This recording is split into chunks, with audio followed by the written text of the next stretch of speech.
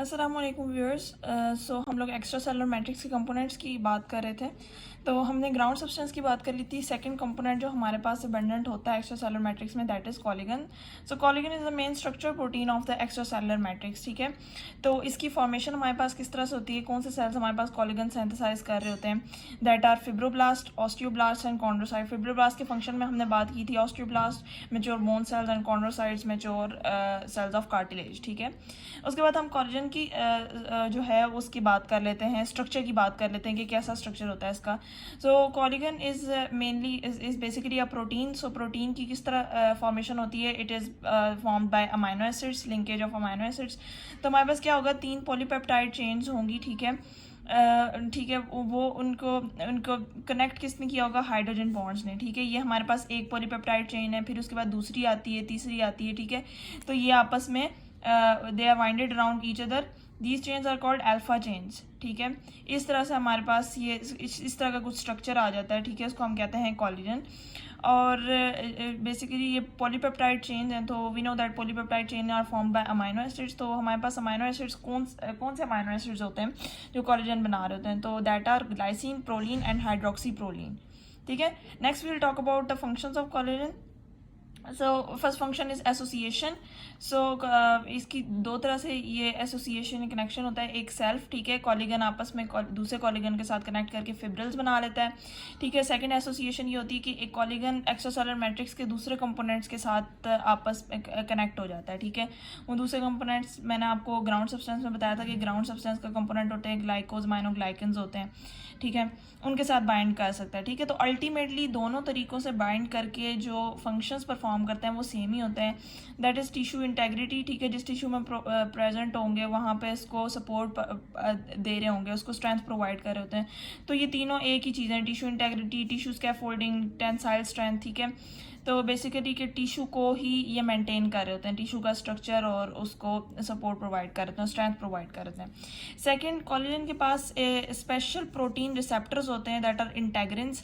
ठीक है, these integrins are responsible for the cell adhesion. Cell के साथ जो कनेक्शन होगी वो इन रिसेप्टर्स के साथ, जो हमारे साथ ट्रांसमेम्ब्रेन प्रोटीन होती हैं, वो इन रिसेप्टर्स को बेसिकली आइडेंटिफाई करके उनके साथ बाइंड करती हैं, और इस तरह एक सेल दूसरे सेल के साथ कनेक्ट होता है।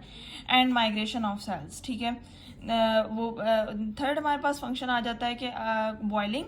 जब हम कोलेजन की बॉइलिंग करते हैं तो they are change into a component called gelatin, और जेलेटिन को हम लोग फूड इंडस्ट्री में यूज़ करते हैं mainly for the production of bakery items. ठीक है, ये हमारे पास इनके 3 फंक्शंस आ गए ओवरऑल।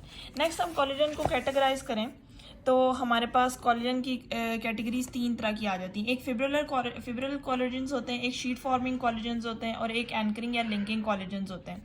तो जो हमारे पास फिब्रिलर कोलेजन्स होते हैं, तो ये हमारे पास क्या करते हैं, कोलेजन को कोलेजन के साथ लिंक करके फिब्रिल्स बनाते हैं। फिब्रिल्स का डायमीटर मोस्टली 12 to 500 नैनोमीटर होता है। ठीक है, फिब्रिल कोलेजन्स के अंदर कौन कौन सी कोलेजन की वैरायटीज़ आ जाती हैं। ठीक है, टाइप 1 आ जाती है।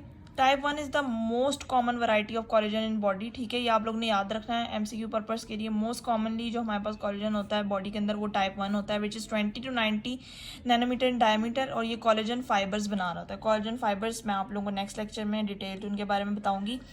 टाइप 2 हमारे पास ये बेसिकली हम लोग इनके फंक्शंस देखने की किधर किधर प्रेजेंट होंगी। टाइप 2 हमारे पास extra cellular matrix of cartilage में प्रेजेंट होगी। टाइप 3 हमारे पास reticular fibres of connective tissues में प्रेजेंट होगी। रेटिकुलर फाइबर्स का भी मैं आप लोगों को नेक्स्ट लेक्चर में बताऊंगी। ठीक है, डिटेल लेक्चर आएगा इस पर। टाइप 5 और टाइप जो हैं, टाइप 5 और टाइप 11 जो बेसिकली हैं, ये दूसरी टाइप्स के साथ ये एसोसिएटेड होती हैं। ठीक है, अलग से नहीं प्रेजेंट होती। सो दे आर को एक्सप्रेस्ड विद टाइप 5 इज को expressed with type 1 in skin, bone, cornea and placenta. ठीक है, एंड टाइप 11 इज को एक्सप्रेस्ड विद टाइप 2, और टाइप 2 का क्या फंक्शन था, extra cellular matrix of cartilage, तो ये obviously extra cellular matrix of cartilage के अंदर ही प्रेजेंट होगी। नेक्स्ट हमारे पास आ जाते हैं शीट फॉर्मिंग कोलेजन्स। ठीक है, इसमें बेसिकली जो कोलेजन की मेन टाइप आ जाती है वो टाइप 4 आ जाती है। ठीक है, ये बेसमेंट मेम्ब्रेन एपिथेलियल टिश्यूज़ की उसमें प्रेजेंट होते हैं, और जो कवरिंग होती है मुख्तलिफ सेल्स की, एक्सटर्नल लैमिना ऑफ एडिपोसाइट्स, ठीक है, Schwann cells, smooth muscle cells, skeleton muscle cells, ये वहाँ पर प्रेजेंट होते हैं। ठीक है, तो मैंने इनकी लोकेशन याद रखनी है। ठीक है, और वहीं पे ये लोग अपना स्ट्रेंथ का फंक्शन परफॉर्म कर रहे होंगे।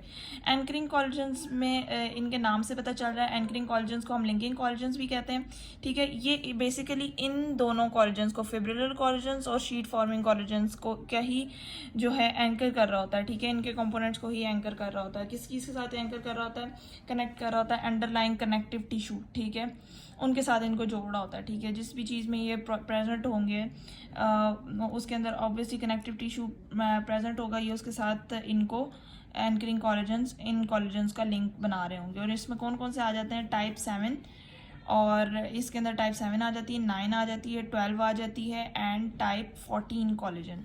ठीक है, so this was all about collagen. Thank you.